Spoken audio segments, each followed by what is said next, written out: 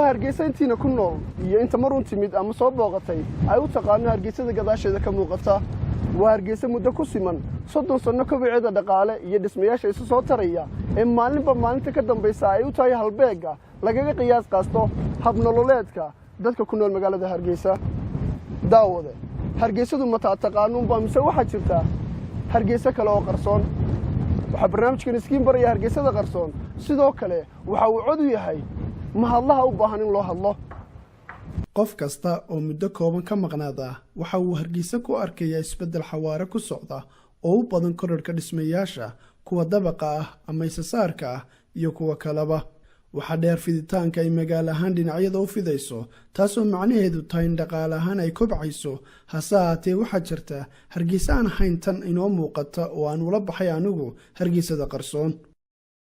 daawade haddii aad isweydiinaysay hargeysada qarsoon eenu ka soo sheekaynanay halkan ayaa laga galaa hargeysada qarsoon waxaan jeclahay in ay soo raacdaan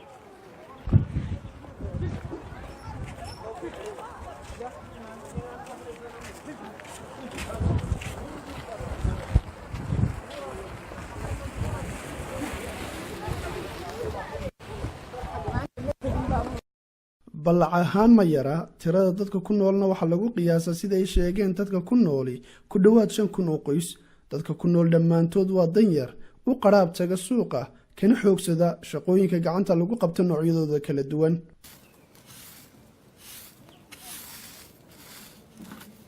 Caasho Xuseen waxay ka mid tahay hooyooyinka ku nool hargeysada qarsoon waxay daris la tahay waayo nololeed kuwa ugu adag waxaanay mas'uul ka tahay qoys ka kooban 17 qof oo caruur badan waxay iga warantay nolosheeda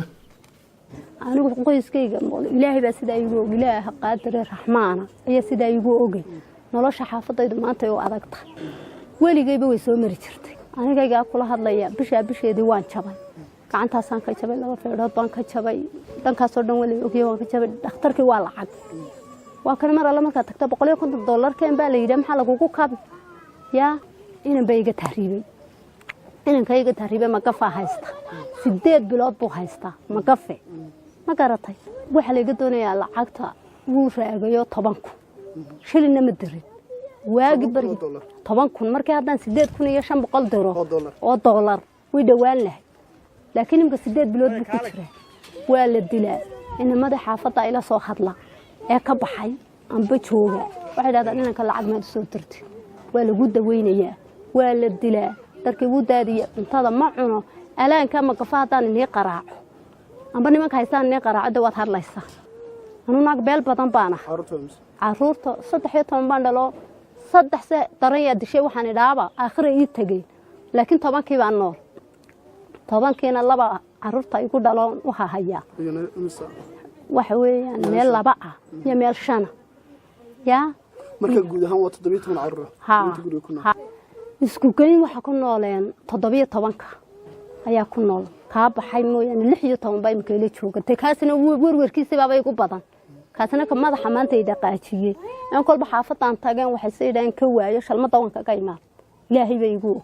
marka waxay duruufo weyn waa adag yihiin saddexda waqti ay dadku cunaan ma helaan qoyskani bedelkeeda waxaan weydiiyay waxay cunaan waxaanay soo hordhigtay cunto adiga daawada ahi aanad joogtayseen cunisteeda ma cuno kololka gaajoodaan digaagiyaan roodida alaysar ba caruurtu noo tagta roodida soo hadhay baaburta ku soo hadhay barteen ay marka horeba marka xoogooda igu man wax yar oo dalcada ku sameeysan jirnay ay ugu koreen waxa hadaan helahan u kariya oo hadaan aanan seeray walaaqdan iskaga dhuuqa ninka gaajoonaya dooranaya waa nin hayade wala way sheegtay in ubadkeedu ay ka hadhay waxbarashadii lacag la'aan awgeed haddana waqtigan ay doorashadu soo dhowdahay ayaan weydiiyay inay qoys ahaan diyaar u yihiin ama ay qabaan dareenka ah inay jiraan musharaxiin u tartamaya xilka madaxweyne iyo ku xigeen ee Soomaaliland horta anu mid hanahay mid ugu ridi maayo hay waayo maxay noo tarayaan hay aniga ku sheego ilaahay bay igu yaa nool baan iska sii bixiyay oo waan u ololayn jiray oo waan u tumi jiray aniga araggaada arkaysid tacalafkayga markuu sidaa noqday siiraayana ka nala jaara uu lugta saan u wada lugayn jiray maanta dabadiisii maad gaadhaysa yaa aanu codaynay aanu ololaynay aanu samaynay aanu shilin kama qaadanayno waa siiraayo in haddaanu ka shubano lacag cunno ilmaanu qabneen hay muxuu noo taray muxuu ahaa siiraayo sidee han ka yeelay anu qoysaan ahay aakhiru man xisaabtamayna adduunka waa laga tegisna uu ka tegaana waa ka teg soo ma garanaysid laba gaajo iga disho rabbi baa igu midaana igu dhex baktida isaga ugu dan tayaan halkaa bees anaga marka dhibaatada noogu badan waa inaan kaa oo war iska soo celiyo waxba uma hayo oo la dilayo aroor walba waa la dilaya musharaxiin baa jira iyaguna doonayeen in kursiga fuulaan oo tartamaya iyaga maxaad u jeedinaysaa kii horaan wax ka weynaysna kaanbu daba mari anu wax raja'a oo ka soo jeeda taan ba shaqaynaysa wala suntaan isku hadal hay anu nimankan waan ka soo horjeedaayo waxa qabanayaan ma jirto ku khasaarin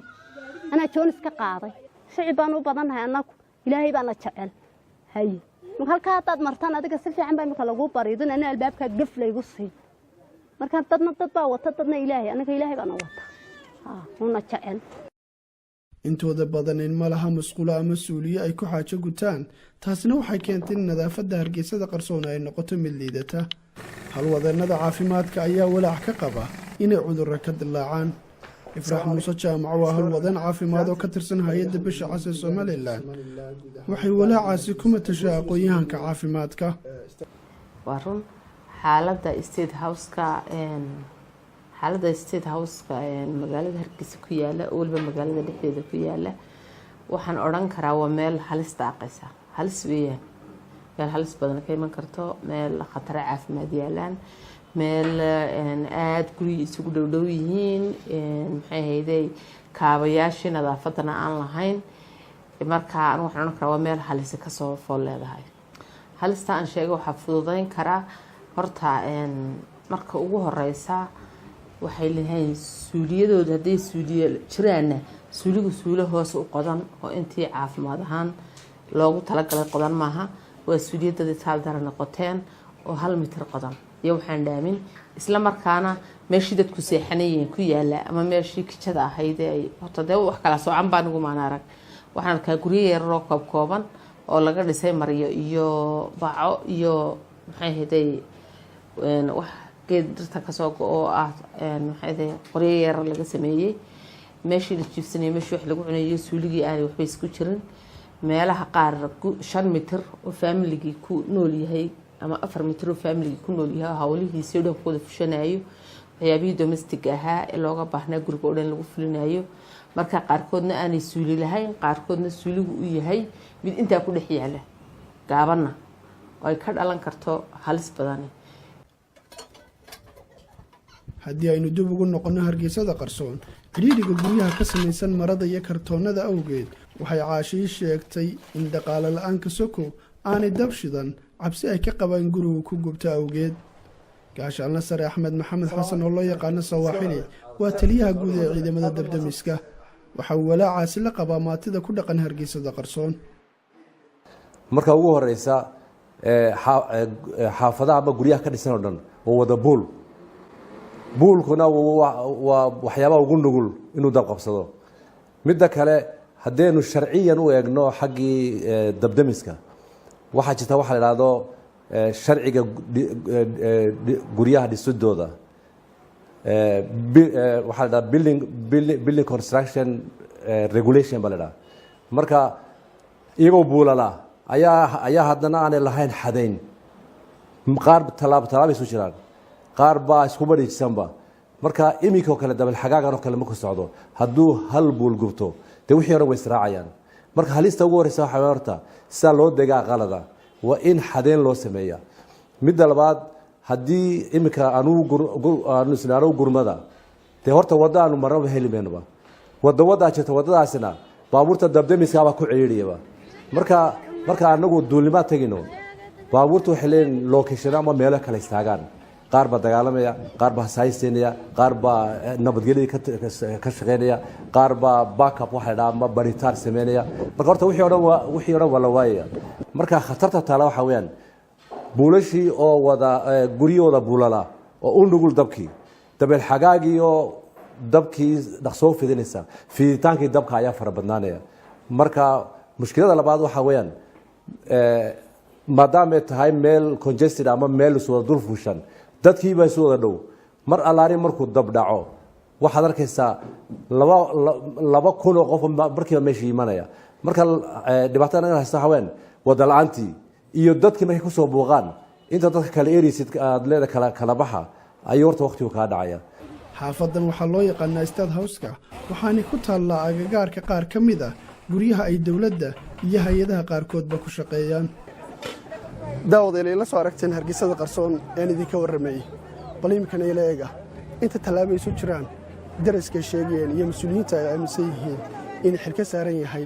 waxa baahi ay tabanayaanna ay tahay inay buuxiyaan masaafo ka yar 100 tallaabo ama 100 mitir hargeysada qarsoon ee ka soo warramayna waxa daris la ah oo sawirka idin muuqda gadaasheedu yahay wasiirka wasaaradda madaxtooyada maxamed xaashi cabdi waxa ka horjeeda oo dhinaca midigta iga xiga guriga uu gaarka u leeyahay madaxweynaha Soomaaliland Axmed Maxamed Maxamuud Zinaayo